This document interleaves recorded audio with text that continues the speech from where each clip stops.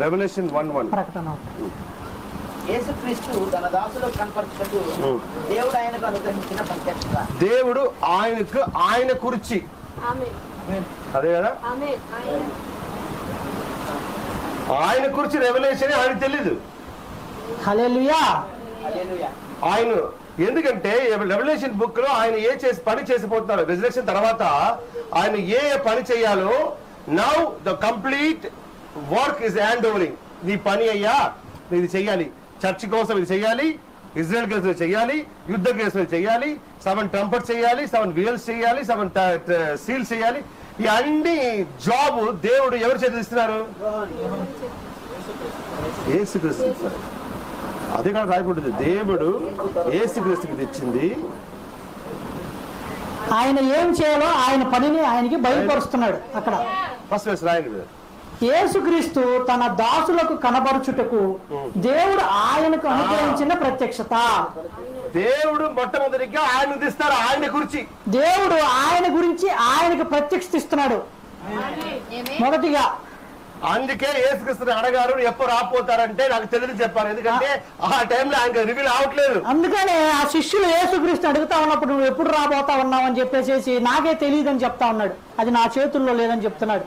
ఎవరి చేతిలో ఉంది? అది ఎవరి చేతుల్లో ఉంది? ఆ మాట ఎప్పుడు యేసుక్రీస్తుకి రివీల్ అవుతుంది?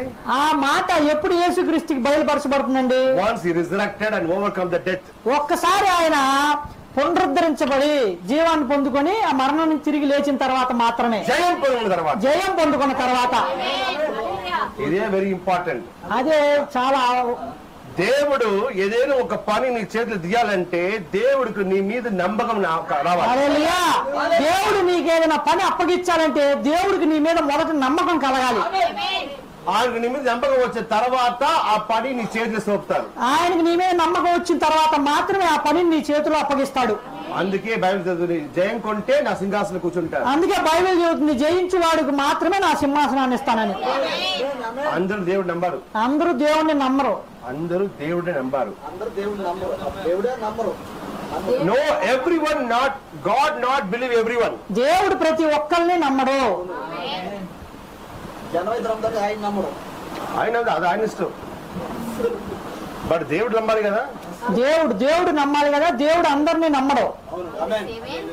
If God want to give any work, దేవుడు ఏదైనా పని ఇవ్వాలనుకుంటే he should have a confidence on that person. ఆ వ్యక్తి మీద దేవుడికి నమ్మకం ఉండాలి. అది చిన్న పని ఏను పెద్ద పని, అది చిన్న పని అయినా పెద్ద పని అయినా. అర్థమవుతుందా? హల్లెలూయా. అర్థమవుతుందండి. Now Jesus is getting his revelation.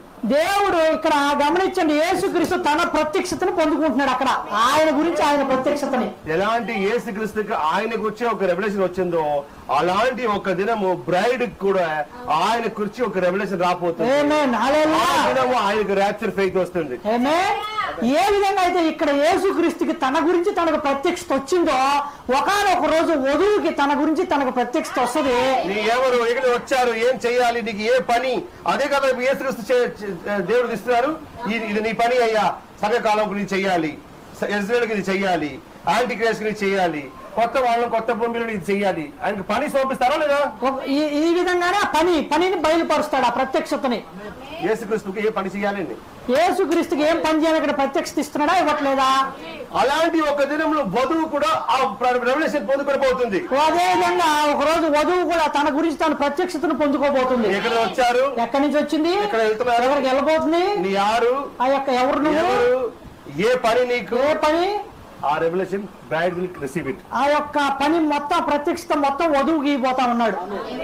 అర్థమైందా? అర్థమవుతుందండి. This is the book of revolution of the Jesus Christ. ఇది యేసుక్రీస్తు యొక్క ప్రత్యక్షత గ్రంథము. అది బ్రైడ్ గురించి రెవల్యూషన్. అది వధువు గురించి ప్రత్యక్షత గ్రంథం అయింది. అదే 7 సీల్స్, అదే 7 ముద్రలు అయింది. హల్లెలూయా.